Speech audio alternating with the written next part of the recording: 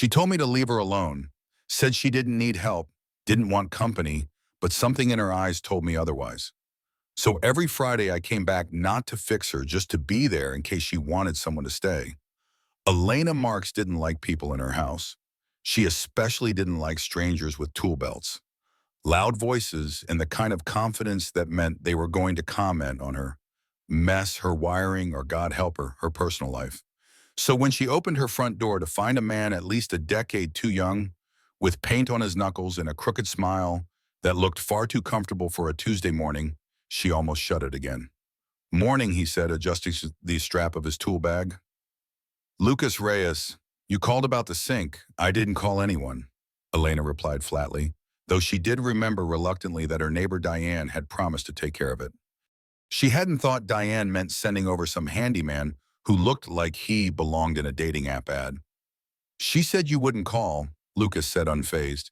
"Said you'd try to live with the drip until the whole house flooded." Elena sighed and stepped back, letting the door creak open just enough for him to pass. "Fine. Kitchen's to the left. Don't touch anything else." Lucas stepped inside and she could already feel her sanctuary being disturbed. The faint scent of sawdust and lemon-scented cleaner followed him in. He walked like someone who knew how to belong in any space, even ones where he clearly didn't. The kitchen sink had been leaking for weeks, but Elena had become so accustomed to the quiet plink-plink that it felt like part of the background noise, like the distant hum of the refrigerator or the low creak of the old floorboards. Lucas crouched under the sink without a word.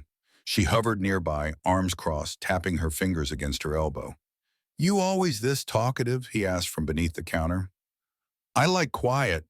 "Well, I like music," he replied, reaching into his bag and pulling out a wrench. "But I don't judge people for not bursting into song every 5 minutes." She narrowed her eyes, but he couldn't see it. Or maybe he could. Maybe he just didn't care. "Shouldn't take long," he added, half his body swallowed under the sink. "This house is older than I thought, though. The pipes are from a whole other century." Elena couldn't help herself. "Built in 1914, Craftsman original fixtures." Lucas whistled. "That explains the personality. A little grumpy, but kind of charming." Elena blinked. "Are you talking about the house or me?" He didn't answer, just kept working, which somehow irritated her more. After a few minutes, he emerged, wiping his hands on a rag. "Fixed. The gasket was corroded, replaced it. No more drips." She nodded stiffly. "Send the bill to Diane." Lucas raised an eyebrow. "Sure, but just so you know, your porch lights flickering and the banisters loose on the front steps." "I don't need more help. Didn't say you did." He slung the bag over his shoulder. "Just thought I'd mention it, in case you decide you like safe porches." She followed him to the door, already anticipating the quiet when he left. But before he stepped out, he paused. "I'll be back Friday," he said casually. "I didn't ask you to come back. You didn't ask me to come today either," he said, flashing her that annoying smile again. "But here we are." Then he was gone, leaving behind the faint scent of metal and soap and the sound of a kitchen sink that had finally stopped dripping. Friday came. Elena told herself she wouldn't be home, that she'd go for a walk or to the bookstore or maybe just stay in her bedroom and not answer the door. But at 10:03 a.m., there was a soft knock, 3 short raps. She waited, then sighed, then opened the door. Lucas stood there with a screwdriver in one hand, a coil of wire in the other. "Brought a new bulb. Thought I'd check that porch light." She didn't answer, just turned and walked back inside. That was as close to permission as he was going to get. He was quick, efficient, barely said a word until the bulb was fixed and the screwdriver was tucked away again. He said this place could be beautiful. Just needs a little love. It's a house, not a pet." Lucas chuckled. "Right. But houses are kind of like people. You ignore the cracks too long, eventually something breaks." She looked at him, then really looked. There was no flirtation in his tone, no sales pitch, just a quiet observation. And maybe, just maybe, a little sadness tucked behind his warm brown eyes. "Don't you have other clients?" she asked. "I do. So why are you here again?" Lucas shrugged. "Because I like fixing things, and because Diane said you wouldn't call, even if the roof caved in." Elena rolled her eyes. "She talks too much. She cares." Elena didn't respond. That silence stretched for a moment. Then Lucas reached for the door. "See you next Friday." She opened her mouth to protest, but he was already gone. The next Friday, he came with a can of wood sealant and a plan to fix the squeaky back gate. The one after that, it was the mailbox hinge, then the gutter. Every time she told herself not to let him in, and every time she did. She didn't offer coffee, not at first, but on the fourth visit, when he came in shivering from a surprise spring storm, she wordlessly placed a chipped mug on the counter. Black, no sugar. He took it like a truce. They didn't talk much, but the silence between them wasn't sharp anymore. It felt more like a pause than a wall. One afternoon, he spotted the bookshelves in the hallway lined with old, well-loved titles. "You're a reader?" he asked. She nodded. "Used to be an editor." Used to Elena's expression, shuddered. "Retired." Lucas studied her for a second too long, then changed the subject. "You ever read Steinbeck?" once she said. "Didn't care for him." "Too dusty." He laughed. "Never heard that critique before." She tilted her head. "Well, now you have." That night, as Elena stood by the window watching the porch light glow steady for the first time in years, she wondered if maybe, just maybe, it wasn't so bad having someone around once a week. Even if he was persistent, even if he smiled too easily, even if he noticed the cracks she worked so hard to ignore. Friday mornings were becoming complicated. Elena Marks had once prided herself on predictability. She liked her tea at 7:45 a.m., her crossword by 9, and her silence for the rest of the day. She didn't do surprise visits. She didn't do small talk. And she certainly didn't do charming 20-something handymen with paint-stained fingers and sunshine baked into their voices. But there was Lucas Reyes again at 10:01 a.m., holding a small can of paint and grinning like he was right on time. "Notice the trim around your windows is chipping," he said. "Thought I'd touch it up before it gets worse." Elena stood in the doorway and her thick cardigan arms folded. One eyebrow raised. "That trim's been peeling since 2009. It can wait another decade." "Maybe," he said, "but I can't." She didn't move, didn't open the door any wider. "You know, most people wait for an invitation." Lucas simply leaned slightly to the left and peered around her. "Looks like the paint's practically begging for help." She sighed, stepped aside. 1 hour. He gave her a little salute and walked in like he belonged there. Elena brewed her tea and retreated to the kitchen table while Lucas sat up by the living room windows. She could hear the sound of a brush swiping against wood, soft, rhythmic, oddly soothing. He didn't talk much while he worked, which surprised her. She'd expected more questions, more chatter, more prying into her life.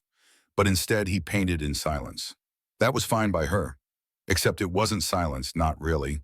Every so often, he hummed a song under his breath, something low and easy like a lullaby. He tapped his brush against the rim of the can, in time with it. Elena found herself listening instead of reading. "You always hum the same tune?" she asked, finally annoyed with herself for breaking the quiet. Lucas smiled without turning around. "Only when I feel at ease." She stared at the back of his head. "You feel at ease here, I do," he said. "It's peaceful. The house, it feels like it's holding its breath." She frowned. "That's not a compliment. I didn't say it was." He turned around, wiping his hands on a rag. "But it's also not a bad thing. Sometimes a house just needs someone to breathe into it again." Elena set her mug down harder than necessary. "This house doesn't need anything." Lucas didn't argue. He never did. He just nodded and went back to painting. By the fifth Friday, Elena had stopped pretending she didn't expect him. She still didn't smile when he knocked, still didn't open the door with warmth, but she had unconsciously started leaving the porch light on. And when he arrived that week with a new screen door to replace the old one that squealed like a dying bird, she only grumbled half-heartedly before letting him in. "Your neighbor says you used to edit big-shot writers," he said, laying out his tools. "Anyone I'd know." Elena was quiet for a moment. "Robert Vance." Lucas blinked. "Wait, the guy who wrote The Iron Orchard?" She nodded. Lucas gave a low whistle. "That's serious stuff. That book made me cry in public." Elena smirked despite herself. "You cried in public?" "I have layers," he said, mock-wounded. She shook her head, sipping her tea. "Robert was brilliant, but a nightmare to edit. He thought every comma was sacred." Lucas grinned. "So you're saying you're responsible for his success?" "I'm saying he'd still be ranting in his garage if I hadn't cut 60,000 words from his first draft." Lucas chuckled and stepped back to admire the doorframe. Sounds like you used to be someone. Elena's eyes narrowed slightly. I'm still someone. He held up his hands. Didn't mean it like that. Just sounds like you had a life you were proud of. She didn't answer right away. Her gaze drifted to the bookshelf to a photo that sat slightly tilted. Behind a stack of old paperbacks, a man with gray at his temple, smiling with his arm around her. That smile still hurt to look at. I did, she said quietly. And then I didn't. Lucas didn't pry, just turned back to the door screws in hand, but his movements were slower now, gentler. Later that afternoon, as he packed up his tools, he asked, "Can I ask you something, though?" He laughed. "I'll ask anyway." She rolled her eyes. "Fine. Why do you let me come back every Friday?" Elena considered him for a long moment. "Because you fix things and because I don't have the energy to argue every week." Lucas nodded, accepting that answer. "Okay then, I'll keep showing up. One thing at a time." She watched him walk down the steps and back to his truck. He waved once before getting in. She didn't wave back, but she stayed at the door until his taillights disappeared. That evening, she found herself staring at the clean trim around the windows, at the way the new screen door opened, without a sound, at how somehow the house didn't feel like it was holding its breath anymore. And when she climbed the stairs to bed, she really noticed that she wasn't thinking about what was broken for once. She was wondering what he might fix next. It had been raining since dawn.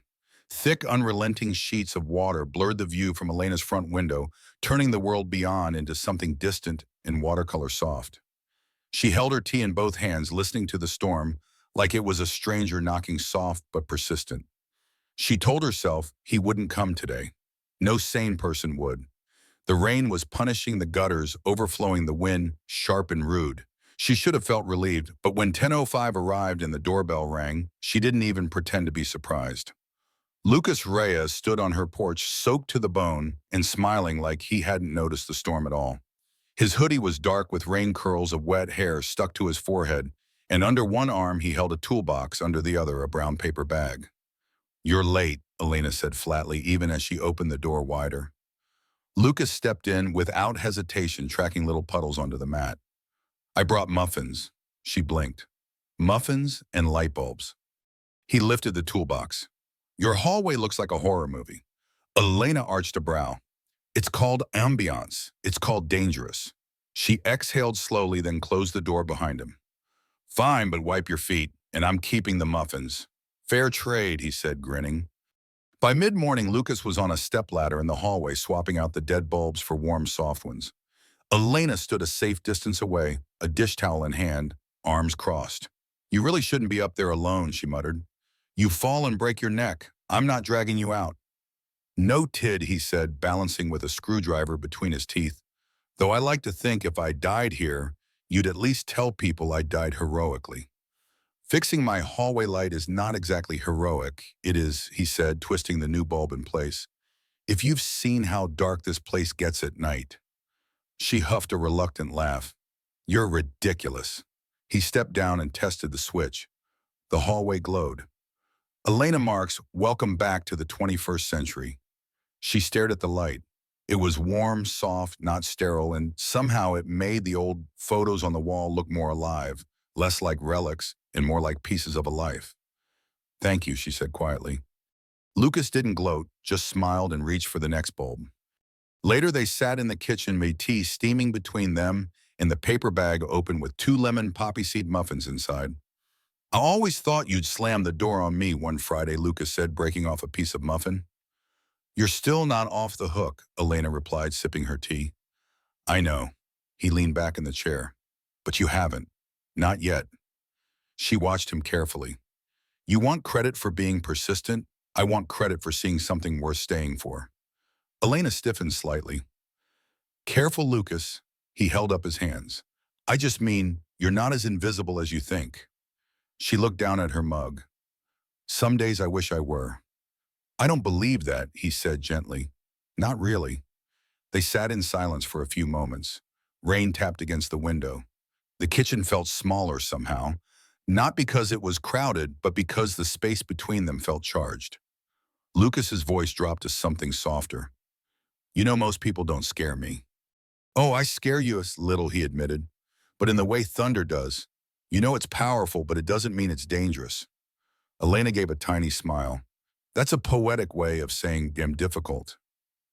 You're not difficult, Lucas said. You're grieving and still standing. That's something. She studied him. No sarcasm, no flirtation, just the calm, steady truth of his eyes. It made her throat tighten. You remind me of someone, she said, surprising herself. Lucas tilted his head. Your husband? No, she murmured. Myself, a long time ago. He said nothing, but his gaze held hers, kind open. That evening, after he left with promises to come by next Friday to check the basement, Elena wandered the hallway again. The lights hummed softly overhead.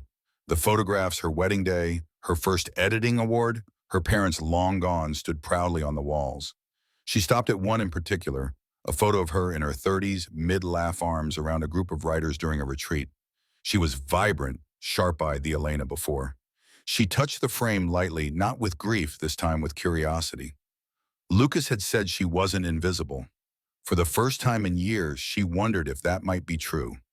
And somewhere deep in the back of her mind, that old editor's instinct stirred again, the one that whispered, this chapter isn't over. Friday came with golden light. After weeks of rain, the sky finally cleared, and Elena found herself standing in her hallway as sunlight streamed through the window beside the door. She hadn't realized how dusty the glass was until now, until the light exposed all the things she'd stopped noticing. She wiped the window clean. At exactly 10 Borges, Lucas knocked, no doorbell this time, just a gentle knock, as if he knew she was already there on the other side. She opened it. You're early, she said. I'm on time. You brought tools again. Basement light, he said, holding up his bag. And your mailbox is crooked. My mailbox is fine. He shrugged. I'll be the judge of that. Elena didn't argue. She simply stepped aside and let him in. In the basement, Lucas fixed the light and tightened the squeaky hinge on the water heater cabinet. When he came back upstairs, he found her sitting on the couch, a photo album open on her lap. He paused in the doorway. That's new, he said gently. Elena glanced up. I wasn't sure I'd ever look through this again. Good memories. Some others hard. She turned a page, but all of them real. Lucas sat beside her, close, but not too close. I'd love to hear one.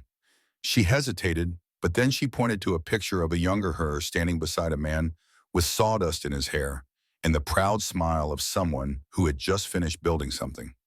That's me and Sam, she said. He built the bookshelves in this house the week we moved in. Refused to buy prefab. Stubborn, elaborately so, she smiled. He used to say anything worth keeping deserves a solid foundation. Lucas glanced around. He wasn't wrong. They sat in silence for a moment. It wasn't uncomfortable anymore. It was shared. Then Lucas noticed something on the shelf, a book wedged too far back with a torn paper bookmark sticking out. He stood, pulled it out, and handed it to her. What's this one? Elena took it with a slow inhale. That's the manuscript. The one I never finished editing after he passed. Lucas blinked. You kept it. I couldn't bring myself to open it. It felt wrong to keep working after everything stopped. He sat back down beside Ibro. What if it wasn't about finishing it for them, but for you? She held the book like it was heavy, not in weight, but in memory. Maybe, she whispered. I don't know. Lucas studied her face. You want to do something wild. She blinked at him. Go out with me. For air, for sun, for coffee. You mean leave the house? Yes, he said. Just for a bit. She almost said no, though the word was right there. It was always there. But instead, okay, she said softly, but only for an hour. Lucas smiled like she'd given him the world. They walked 2 blocks to a small cafe with a green awning and cracked wooden chairs. The sun was warm and birds hopped across the sidewalk. Elena wore sunglasses and a cardigan, her hair pulled back. Lucas held the door for her. They sat outside, shared a slice of apple tart, and talked about things that had nothing to do with the past. He told her about his teenage obsession with space documentaries. She told him about a writer who used to turn in first drafts written in crayon, swearing it was part of his process.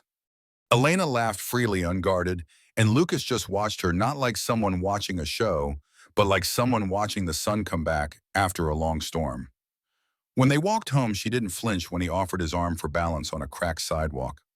She took it, and for a brief moment, their steps aligned like they'd been doing this for years. At her doorstep, she turned to him. Next Friday.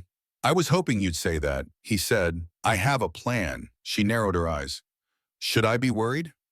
Always, he teased, then added more gently. You'll like it.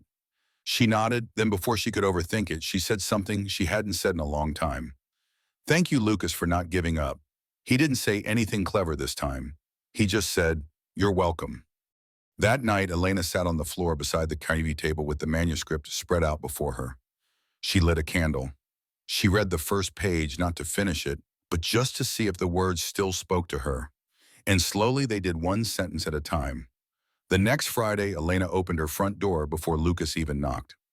I was early, he said, surprised. I know, she said, stepping aside with the faintest smile. I was waiting. He followed her into the house, and for once she wasn't wearing her usual cardigan and guarded expression. Her hair was loosely tied soft at the sides of her face, and there was color in her cheeks that hadn't been there weeks ago. The house smelled faintly of lemon cleaner and something baking. Are you expecting company? He asked, stepping into the living room. I suppose I am, she replied. On the table sat a plate of scones, 2 mugs, and a manuscript neatly stacked with fresh notes scrawled in the margins. You started working again, he said, his voice quiet, almost reverent. She nodded. I didn't realize how much I missed it, editing, thinking about someone else's story again, helping shape it. Lucas glanced at the marked-up pages, but it didn't. No, she looked at him. It just went quiet. They sat together on the old love seat, scones and hand tea between them. You said last week you had a plan, Elena said. I did. Lucas grinned. Still do, but only if you're up for it. Depends what it is. He pulled out a folded envelope from his jacket and handed it to her. She opened it cautiously and stared. It was a flyer for a weekend workshop called Repairing with Purpose Classic Car Restoration for Beginners. She blinked. You signed me up for this, as he said. It's 2 days just outside the city. You told me Sam loved to build things, and I know you haven't driven the Mustang in years. Her eyes widened. You remembered that it's sitting in your garage like it's waiting for someone to remember it exists. Elena didn't speak for a long time, her fingers touching the edge of the flyer, her mind spinning in places she hadn't let it go in years. I'm not who I used to be, she said finally. No, Lucas said. You're stronger now, softer too in the best way.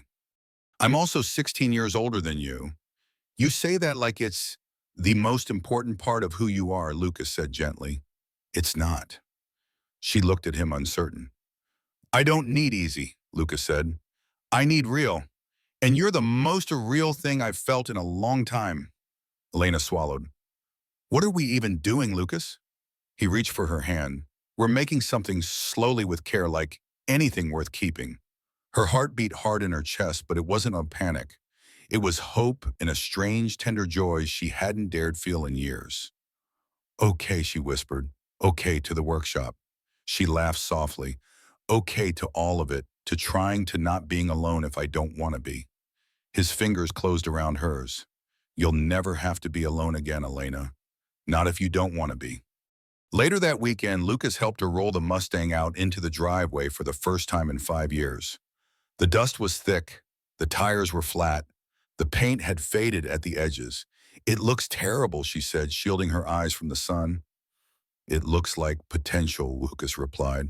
And she saw it then too, not just in the car, but in herself. Months later, a photo sat on the shelf beside the restored manuscript, Elena in Lucas' arms speckled with grease, beaming beside the newly painted Mustang. The photo was framed, the hallway was bright, and every Friday, rain or shine, he still showed up. But now she let him stay for as long as he wanted. The story of Elena and Lucas offers a deeply moving lesson. Healing from grief is a quiet, persistent process that blooms through small, intentional acts of connection. Elena, barricaded in her solitude, resisted Lucas's presence, yet his unwavering Friday visits, fixing her sink, her porch light, her world showed that love and care can seep through even the most guarded walls. This teaches us that we don't heal by erasing loss, but by allowing others to stand beside us, not to repair us, but to witness our strength. Lucas's patience, seeing Elena's resilience beneath her pain, reminds us to look beyond surface cracks to the beauty within others. Elena's gradual return to editing her laughter and her willingness to restore the Mustang reflect the courage to reclaim life one step at a time. Their bond, built on mutual respect, despite their differences, underscores that real relationships thrive on presence, not perfection.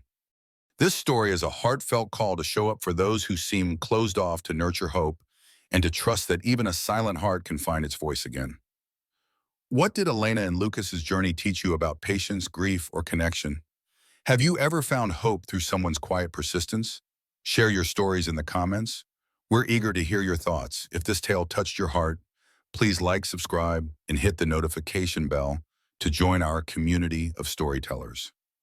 Your support keeps these emotional narratives alive, so don't wait, subscribe now, and let's continue exploring the power of human bonds together.